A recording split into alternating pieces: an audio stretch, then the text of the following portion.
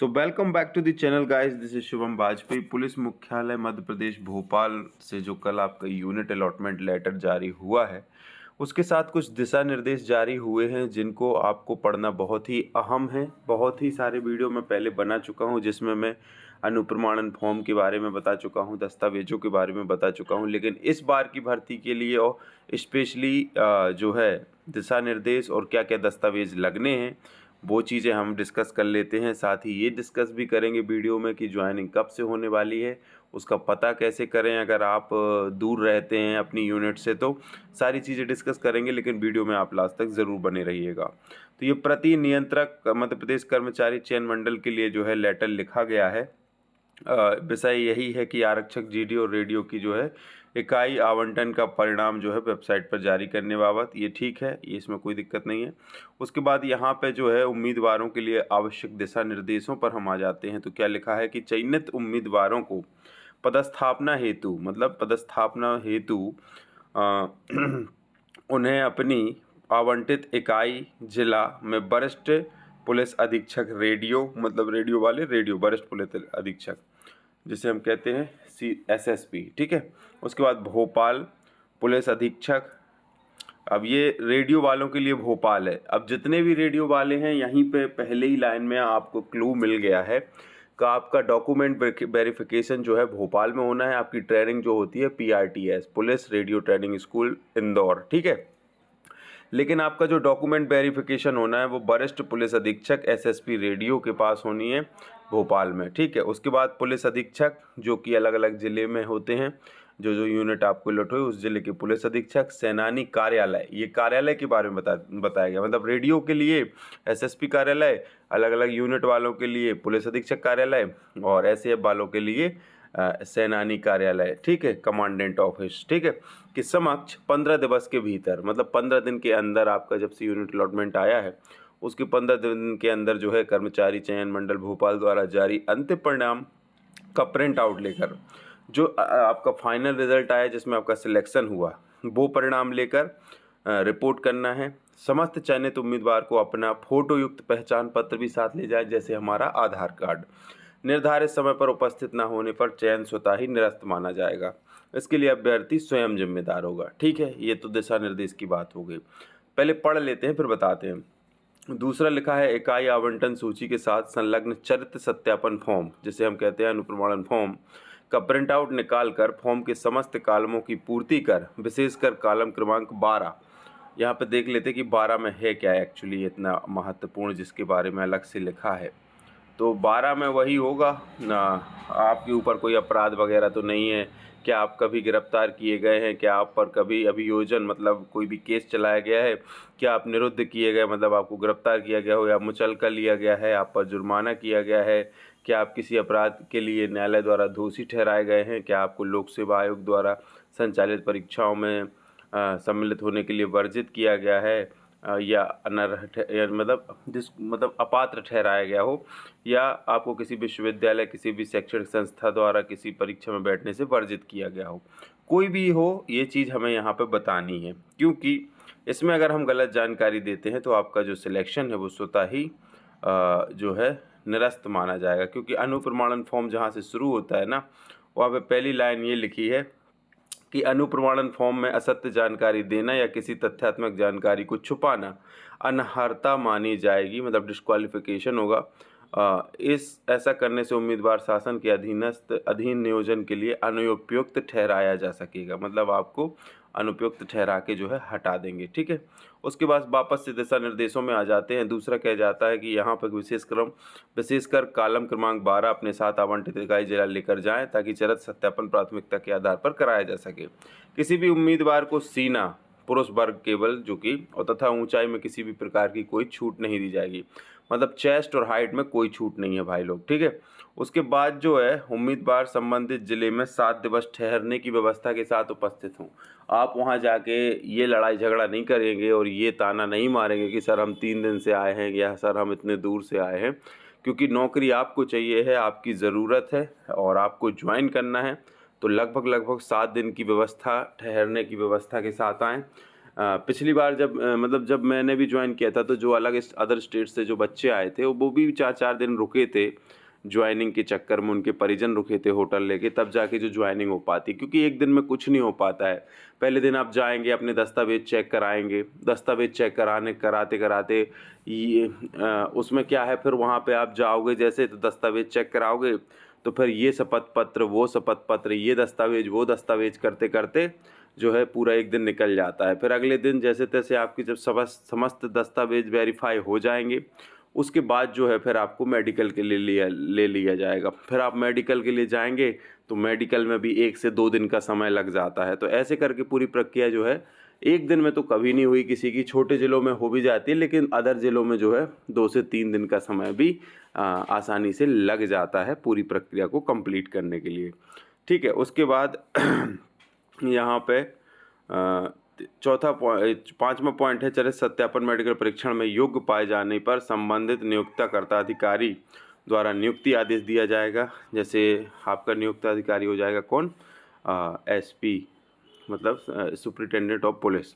नियुक्ति आदेश में आमद ज्वाइनिंग अवधि का उल्लेख होगा। इस अवधि के भीतर उम्मीदवार को आमद मतलब ज्वाइनिंग ना करने की नियुक्ति में आदेश स्वतः ही निरस्त माना जाएगा एवं उम्मीदवार का चयन निरस्त कर दिया जाएगा, जिसके लिए अभ्यर्थी स्वयं जिम्मेदार होगा। ठीक है, फिर इसके बाद जैसे आपको ज्वाइनिंग लेटर मिल जाएगा, फिर आपको पुलिस लाइन में आमद देनी पड़ेगी। किसी भी प्रकार की मेडिकल से संबंधित समस्या होने पर आवंटित इकाई प्रमुख को आवश्यक रूप से अवगत कराएं। जैसे आपको मेडिकल में किसी चीज़ को लेकर डिस्क्वालीफाई किया जाता है तो उसकी जानकारी आपके एसपी महोदय को देना जरूरी है। और उसके बाद 7वां पॉइंट है, उम्मीदवार द्वारा विद्युतीय चरण के दौरान समिति को उपलब्ध कराए गए दस्तावेजों की मूल प्रति, मतलब जो आपने फिजिकल में दिए थे उनकी मूल प्रति, स्वप्रमाणित छाया प्रति अनिवार्य रूप से अपने साथ लाएं। मतलब जो भी दस्तावेज आप मूल रूप से ला रहे हैं उनकी फ़ोटो कापी भी कराएं, उसमें सेल्फ अटेस्टेड लिख दें अपने साइन कर दें, अपने साथ लाएं। सुलभ संदर्भ के लिए दस्तावेजों की सूची दी गई है, आपसे संबंधित दस्तावेज आवश्यक रूप से लेकर आएँ। सबसे पहले 2 फोटो की आवश्यकता है, आधार कार्ड की आवश्यकता है, जन्म तिथि प्रमाण पत्र लिखा है, लेकिन जन्म तिथि प्रमाण पत्र के तौर पर जो है आपकी 10वीं की मार्कशीट को कंसीडर किया जाता है, तो अलग से जन्म तिथि प्रमाण पत्र की आवश्यकता नहीं है। अगर बना हुआ रखा है तो ले जाने में कोई उसमें वजन नहीं होता कि आप लेके ना जाएं, लेकिन अगर ना है तो उतनी टेंशन लेने वाली बात नहीं है, क्योंकि 10वीं की मार्कशीट से ही जो है 10वीं जन्म तिथि प्रमाण पत्र माना जाता है। शैक्षणिक योग्यता प्रमाण पत्र मतलब जो आपने 12वीं पढ़ी है, ग्रेजुएशन किया है, मास्टर किया है, पीएचडी किया है, उसको लेके जाएं अपने साथ। साथ ही जाति प्रमाण पत्र, अगर आप एससी, एसटी, ओबीसी, ईडब्ल्यूएस ये चीज़ें जो लगती हैं अगर आपको, तो अपना जाति प्रमाण पत्र जरूर लेके जाएं। मध्य प्रदेश रोजगार कार्यालय का जीवित रोजगार पंजीयन लेकर जाएं। अगर आप एनसीसी से हैं और सी सर्टिफिकेट धारी हैं तो अपना सी सर्टिफिकेट लेके जरूर जाएं। स्वयंसेवी नगर सैनिक होमगार्ड की आयु सीमा में छूट के लिए नगर सेना की 3 वर्ष की सेवा काल का प्रमाण पत्र लेके जाएं। अगर होमगार्ड से भर्ती होने वाले हैं तो भूतपूर्व सैनिक हैं तो मध्य प्रदेश जिला सैनिक कल्याण बोर्ड मध्य प्रदेश का प्रमाण पत्र लेके जाएं। पूर्व से शासकीय सेवा में अगर सेवारत हैं तो अभ्यर्थियों के उनके नियोक्ता, मतलब जिसके अंतर्गत आप काम करते हैं, जो आपका अधिकारी है, उससे जो है एनओसी लेना पड़ेगा। अंतरजातीय विवाह किया है अगर तो उसका प्रमाण पत्र लेके जाएं। विक्रम पुरस्कार यदि प्राप्त किया है तो उसका प्रमाण पत्र लेके जाएं। विवाहित अभ्यर्थी को उनके बच्चों का जन्म प्रमाण पत्र, अगर बच्चे हैं तो उनके बच्चों का जन्म प्रमाण पत्र लेके जरूर जाना है। विवाहित अभ्यर्थी को नहीं है तो कोई बात ही नहीं है। मूल निवासी का प्रमाण पत्र, जो आपका मूल निवास है। साथ ही अनुविभागीय अधिकारी तहसीलदार द्वारा जारी ईडब्ल्यूएस प्रमाण पत्र, अगर आपको ईडब्ल्यूएस अप्लाई हो रहा है तो वो लेके जाएं। तो दस्तावेजों को एक बार ध्यान से देख लें, इसी क्रम में जमा लें, उनकी 1-1, 2-2 फोटो कापी करा लें, उनको सेल्फ अटेस्टेड कर लें। साथ ही फिर ये बचा अनुप्रमाणन फॉर्म, जिसके बारे में हम पहले भी एक्सप्लेन कर चुके हैं। इसकी पीडीएफ जो है मैं अपने टेलीग्राम ग्रुप पे डाल दूंगा। ये टेलीग्राम ग्रुप है हमारा SB स्टूडियो करके, वहाँ पे जो है आप जाके ज्वाइन कर सकते हैं। यहाँ पे जो है आप देख सकते हैं, यहाँ पे जो है मैंने अलग अलग ग्रुप भी, मतलब बच्चों को बोला है कि अपने अपने ज़िले के जो ज़िला जिसको अलॉट हुआ है तो सेम ज़िले वाले जो हैं अपना जो है एक ग्रुप बना लें। यहाँ पे लोगों ने ग्रुप बना भी लिए, उसमें कनेक्ट हो जाएं तो एक दूसरे से आपका एक कन्वर्सेशन स्थापित हो पाएगा, कम्युनिकेशन स्थापित हो पाएगा कि जो जैसे शहडोल में आप 2, 4, 10 लड़के सिलेक्ट हुए तो आपका एक ग्रुप बन गया कि आप कब ज्वाइनिंग पे जा रहे हैं। ऐसी चीज़ें हो जाएंगी ना तो आपके लिए बेनिफिट पहुँचेगा। तो इस ग्रुप को ज्वाइन कर लें और अपना नंबर ना छोड़ें, मतलब अपना बता दें कि आप किस ज़िले में पोस्टेड है, तो सेम ज़िला वाला जो है आपसे कांटेक्ट करके आपसे ग्रुप में ऐड हो जाएगा। तो यही चीज़ें हैं जो आपके लिए बेनिफिट रहेंगी। साथ ही जो है ये अनुप्रमाणन फॉर्म में एक चीज़ ये देखें कि बाकी चीज़ें तो इसमें नॉर्मल हैं, नाम हो गया, पता हो गया, घर का पता हो गया, और ये जो आपने पढ़ाई लिखाई करी है, कहाँ से करी है, कहाँ रहे हैं, ये सारी चीज़ें हैं। इसमें मात्र 12वां पॉइंट है।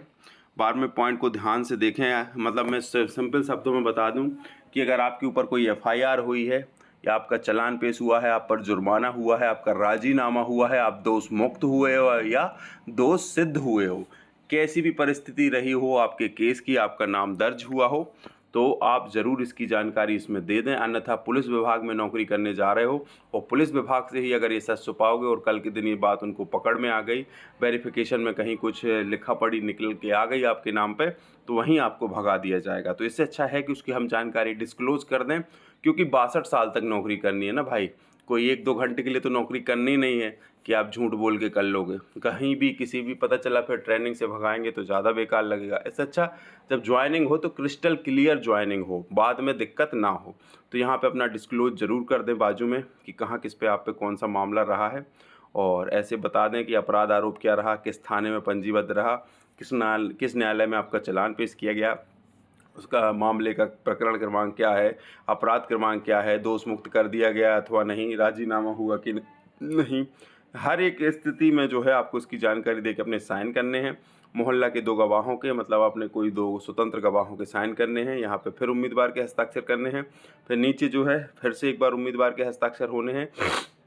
फिर सबसे नीचे जो है इम्पोर्टेंट चीज़ कि यहाँ पे कोई गजेटेड ऑफिसर, मतलब राजपत्रित अधिकारी जो हरी स्याही होते हैं जिनको हम कहते हैं, यहाँ पे केंद्रीय या राज्य शासन का राजपत्रित अधिकारी होता है। जैसे स्कूल का प्रिंसिपल हो गया, तहसीलदार हो गया, पोस्ट मास्टर हो गया, संसद या राज्य विधानमंडल का सदस्य हो गया, पंचायत निरीक्षक मतलब CEO हो गया, खंड विकास अधिकारी हो गया, तहसीलदार या नायब तहसीलदार हो गया, ठीक है, और प्रिंसिपल तो है ही, और मजिस्ट्रेट हो गया। तो किसी भी गैजेटेड ऑफिसर से जो है इसको अटेस्ट करा लें, उसके सील साइन करवा लें, और ये जो है यहाँ पे सील साइन उसकी करवा लें, और फिर इसी अनुप्रमाणन फॉर्म को भर के ले जाना है। इसको प्रिंट आउट निकाल लें, ये वाला नहीं निकालना तो दूसरा वाला भी निकाल लें, गूगल पे भी उपलब्ध है, ग्रुप में भी उपलब्ध है। तो ये चीज़ जो है इसको निकाल के इसको अच्छे से भर के, जहाँ डाउट हो आप कमेंट के माध्यम से भी, इस वीडियो के कमेंट के माध्यम से हमसे पूछ लें, हम आपको क्लियर करने का प्रयास करेंगे। लेकिन ये बहुत ही इंपॉर्टेंट है अनुप्रमाणन फॉर्म। साथ ही एक आध शपथ पत्र भी बनवाया जाएगा, तो वो वहीं पर बता देंगे आपको। और फिर उसके बाद जो ये दस्तावेज आपको इसमें बताए गए हैं, ये दस्तावेज ये ज़रूर लेके जाएं, मूल प्रति लेके जाएं, प्लस फ़ोटोकॉपी लेके जाएं इनकी। और कोई भी डाउट हो, इतना बताने के बाद भी अगर कोई डाउट हो तो आप वीडियो के कमेंट माध्यम से पूछ सकते हैं। जेन्युइन कमेंट का जो है हम रिप्लाई करेंगे और आपको प्रॉपर आंसर देंगे, ठीक है। केस से संबंधित हो या ज्वाइनिंग से संबंधित या मेडिकल से संबंधित कोई भी डाउट हो, आप कमेंट के माध्यम से पूछ सकते हैं। वीडियो अच्छा लगा तो वीडियो को लाइक, शेयर, कमेंट, सब्सक्राइब जरूर करिएगा। Complete video about your joining जो मैंने आपको दिया है, तो इसको ज़रूर आप लोगों का जो है सपोर्ट मिलना चाहिए। मिलते हैं नए वीडियो में नई जानकारी के साथ, तब तक के लिए जय हिंद, जय भारत।